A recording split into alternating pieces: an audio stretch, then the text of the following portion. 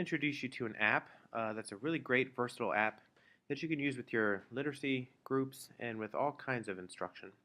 The app is called Doodle Buddy, and you'll see it here on the bottom right of my screen.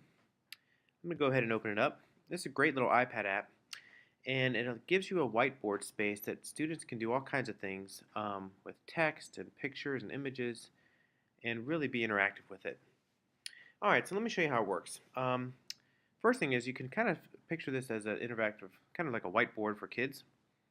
And so, for example, if I'm doing anything with literacy where I'm pulling apart words or I'm doing any word work, this would be a great place to do it. The first tool I want to show you is this little chalk down here in the bottom left. There's 5 different types of chalk up here. One of them is an eraser. You can change colors here. So, for example, if I want to do that color, if I'm working on, let's say I'm working on words that have ing. So I've got hike, and I switch that to hiking. Students can draw that right there with their fingers on the iPad, and then they can pick a different color or a different type of brush, and they can highlight things that are important. So if we're working on ing, maybe we're having students to put a box around ing. If we're working on silent e's, we can underline. We can do all kinds of things to get that highlighted. Alright, so that's one way to kind of enter text. I'm going to click on the trash can and hit clear. You can also enter text by this little T down here at the bottom. This will bring up a text box. So this will be a little bit cleaner for students. So if they have trouble writing with their fingers, this might be a great alternative. I'll just type in here a word, rusty. You can click and drag that bottom corner to make it bigger or smaller. You can also click on the middle lines to drag it. So I'm going to put rusty here, and now that I've got a word in here, again, I can just do anything I want. So if I'm working on the Y at the end, making the E sound, I can certainly highlight that. I also want to show you that you can change the thickness of these brushes. So if I want a thicker brush, I can certainly make that happen.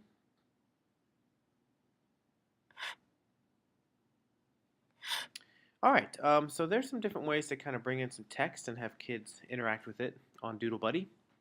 Another thing I want to show you is the backgrounds.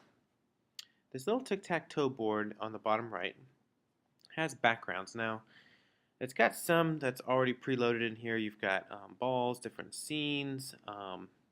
You've got a geo board if you're doing math. But I want to show you the actual photos. So here in the middle of this, I see photos. What that does is it accesses your camera roll. So you can take pictures and you can grab pictures online on the iPad, download them to your camera roll, and then kids can import them directly into Doodle Buddy. Just as an example, I found a little writing prompt online, and I saved this to my camera roll. And students can go right in here and they can certainly write right on the lines. Of course, that is too thick, so I'd have to change my thickness down here.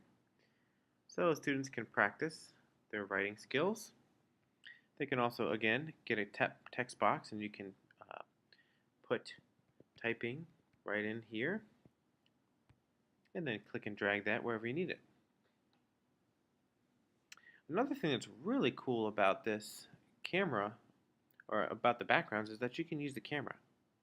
Let me show you how that works. So what you can do with the camera is students can bring in images of any book or any text and bring it right into this app so that they can manipulate it.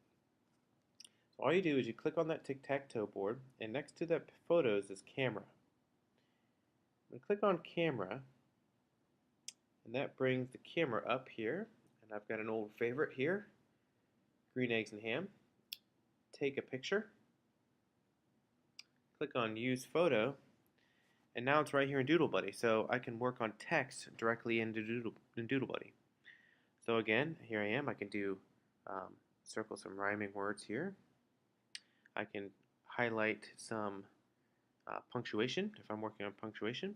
If I'm working on capital letters, I can work on that. Anything you work on with text, you can bring it right here into the app. And finally, the last thing I want to share with you is how to save these images, because if you have some good work and you're working with students, you can use these as formative assessments. And so you can grab the image and you can keep that as part of their file. The way to do that is by clicking the wrench in the bottom right, and you can save it to the photo album.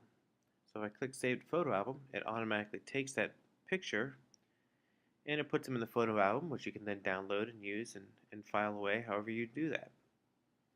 Just to show you where it is, I'll just come out of the app, come right back to Photos, Home Page, and you see there is my